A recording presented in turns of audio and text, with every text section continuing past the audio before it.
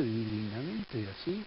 ¿Es razonable eso? ¿Se preocupan realmente por la seguridad o es lo que les recomienda la consultora de Alejandra Raffuls que contrataron por recomendación de Daniel Haddad, que decide cada cosa que dice el gobierno de la provincia de Buenos Aires? Porque todos están midiendo a ver cómo resulta en ese sentido? Eso es lo que nosotros planteamos, ¿no? Planteamos la renuncia de Casal, no dijimos nada del gobernador Scioli, yo no lo mencioné al gobernador Scioli en esa conferencia de prensa. Está grabada, tenemos las pruebas de que todo lo que está diciendo Alberto Pérez es falaz. ¿Y por qué solo apareció la aclaración en Página 12? O en los otros medios me equivoco y no lo vi. No, no te equivocas. Apareció en Página 12 porque fue el único diario que quiso publicarla. Digo, ni Clarín, ni La Nación, ni Infobae, ni Perfil, que publicaron las palabras de Alberto Pérez, publicaron luego la respuesta contando lo que acabo de contar aquí. ¿Cómo convivís con algo que a los periodistas no les gusta? A los periodistas les gusta ser periodistas, no figuras públicas que tienen que ver ya con un entramado político que excede la labor periodística. Estar en la primera página de La Nación, ser sutilmente mencionado, siempre se sabe cuando están hablando de Berbisky en estos casos. ¿Cómo convivís con eso? Bueno, estoy resignado. En realidad me han nombrado como presidente del CELS. No, yo soy periodista, pero soy también presidente del CELS. Estoy resignado a eso. Lo llevo con indiferencia. Vamos a hablar del avión de Pedraza y si nos dan los tiempos también del Fondo Monetario Internacional. Hemos tenido que hacer una especie de podio de los temas más importantes para aprovecharte, Horacio.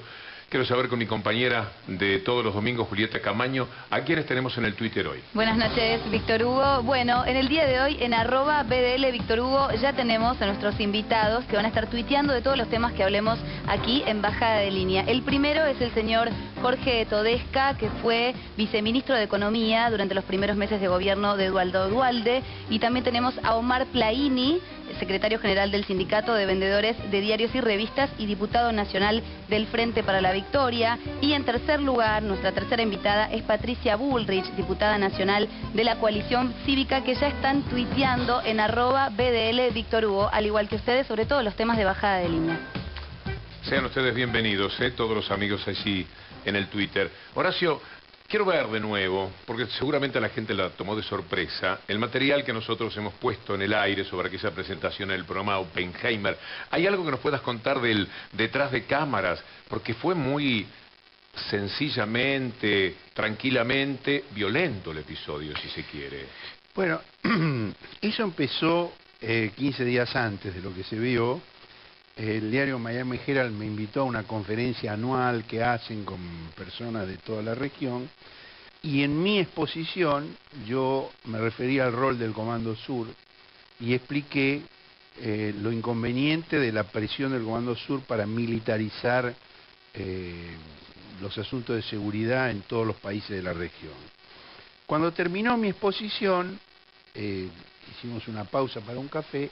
Se me acercó el jefe del Comando Sur, que mientras yo hablaba estaba sentado enfrente mío tomando notas.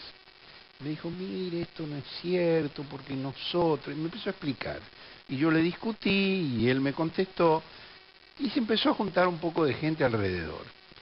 Y ahí estaba Andrés Oppenheimer, que se acercó, escuchó la conversación y dijo, ¿por qué no la seguimos en mi programa? Y el general Gil dijo, con mucho gusto, y yo dije, con mucho gusto. Entonces, 2 semanas después, volví a Miami, me tuve que tragar las 8 horas de vuelo de ida y las 8 de vuelta inmediatamente, y se planteó ese debate con el general Kiel, que era el jefe del Comando Sur, y con este hombre más joven que se ve allí en el video, que es Roger Pardo Maurer, que era en ese momento el encargado del Pentágono para América Latina. El cargo que ahora tiene Frank Mora, que es el que ha hablado del tema del avión. Se ha convertido en un ídolo de algunos medios, Frank Mora. Se ha convertido en un ídolo de algunos medios, y antes lo era Pardo Maurer.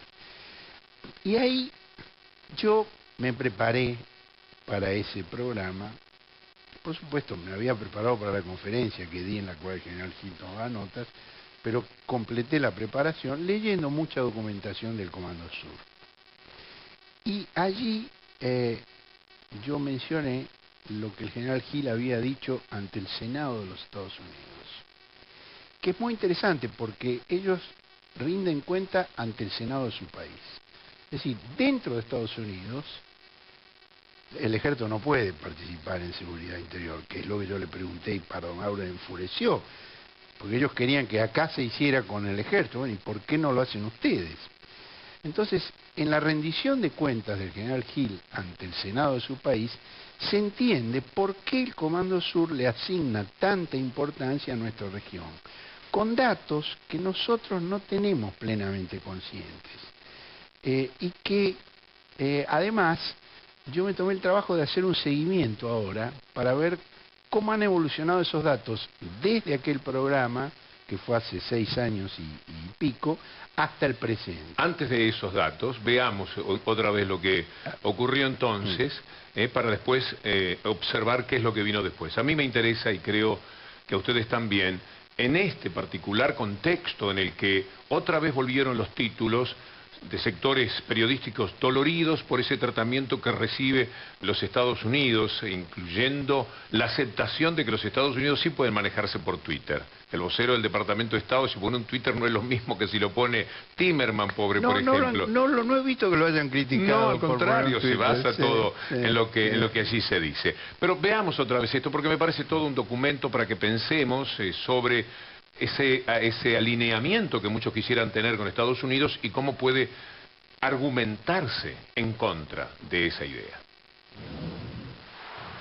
Latin America is the least militarized region of the world, although it's probably the most violent region of the world. And what I have suggested to military and civilian leadership throughout the region for the last couple of years is they need to take an honest look at what they need for security forces, military and police, for the next for the 21st century. What types do they need? What structures do they need? How many do they need? How much can they afford? And I think that that is what militaries do in support of democracies. They have this discussion. 25 years ago, you couldn't have had the discussion because the militaries were not in support of democracies. In many cases, they were the government. Yo lo que quería preguntarle a Roger Pardo y al general Gil es, frente a las pandillas urbanas en Estados Unidos, ¿qué está haciendo el ejército de Estados Unidos dentro de Estados Unidos sobre ese tema? Frente al consumo de sustancias narcóticas en el mayor mercado del mundo, que es Estados Unidos, ¿qué está haciendo el ejército de Estados Unidos frente a ese tema? No, es una buena pregunta, pero un poco tendencioso, en el sentido de que no tienen una misión urbana, porque en Estados Unidos tenemos un sistema legal muy establecido en el cual hay tareas muy explícitas para las Fuerzas Armadas, muy definidas para la policía, muy esclarecidas con sistemas de mando, de control, de responsabilidad política. En muchos países de Latinoamérica, lo que existe es una confusión total.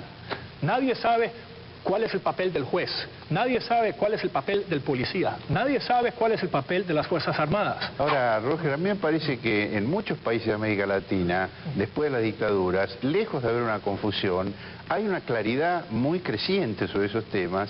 Y nosotros queremos hacer como hacen ustedes. Queremos que el ejército se ocupe de las amenazas externas, que la policía se ocupe de la criminalidad, que los jueces impartan la justicia, que el Congreso haga las leyes, que el Ejecutivo fije la política, y la presión que el Comando Sur está ejerciendo para que los militares participen en tareas de seguridad interior, para que los militares de Estados Unidos entrenen policías de nuestros países, que eso es contribuir a la confusión. Abruma, Horacio, la soberbia con la que ellos sienten que lo que en Estados Unidos está muy bien, ellos lo quieren trasladar a estos países que no saben cuál es la ley, cuál es la policía y cuál es el... Y lo trasladan. Vos sos oriental. En ese programa el general Gil dijo que como hacen falta más policías que militares, lo que habría que hacer es tomar un número importante de militares, reentrenarlos y pasarlos a la policía. El general Gil se refirió en Miami y Pepe Mujica estornudó en Montevideo. Y el gobierno de Uruguay acaba de anunciar que va a ser lo que el general Gil propuso en aquel momento. Es decir, que la confusión la fomentan y tienen éxito. No tuvieron éxito aquí en la Argentina, pero están teniendo éxito en muchos lugares y no se puede minimizar porque esa presión es muy fuerte. ¿En qué rubro no lo ves acertado que el militar que está entrenado para tal se convierta en policía? Pues son dos ¿No culturas, es más profesional que el que viene de la nada a la policía? Son dos culturas distintas, son dos formaciones distintas. Eso no se logra con un reentrenamiento de unos pocos meses. Es decir, el policía tiene la misión de hacer cumplir la ley. El militar tiene la función de destruir un enemigo, de aniquilarlo. Son cosas incompatibles.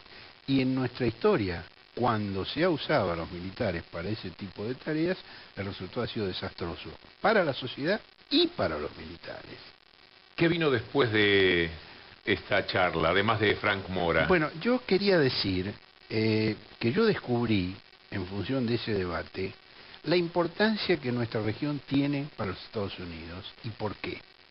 El general Gil dijo en el Congreso de su país que su área de responsabilidad, es decir, toda Latinoamérica y también en aquel momento Canadá, ahora Canadá está excluido de ese área de responsabilidad, proveía 1/3 del petróleo que importa Estados Unidos, es decir, más que todos los países del Medio Oriente juntos.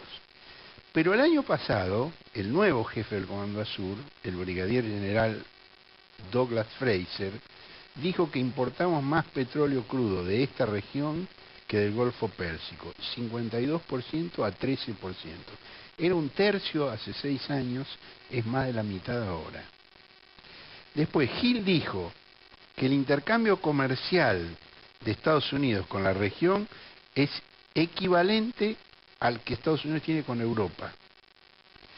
Fraser, en cambio, dijo que nuestra región es el mayor mercado para su país, con el 38% del comercio, contra 21% de Europa.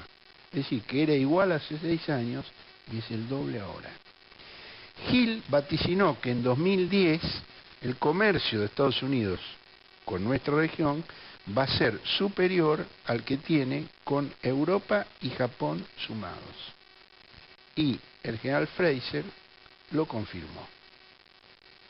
Bueno, yo creo que de esto en la Argentina no hay conciencia. ¿Y por qué les importamos tanto?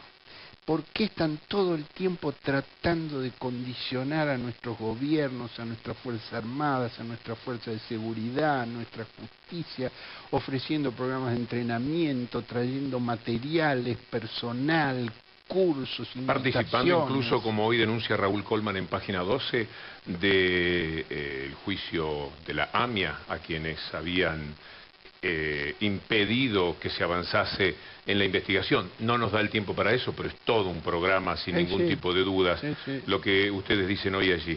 Podemos hablar de Pedraza, Horacio, queremos aprovecharte en todos los temas.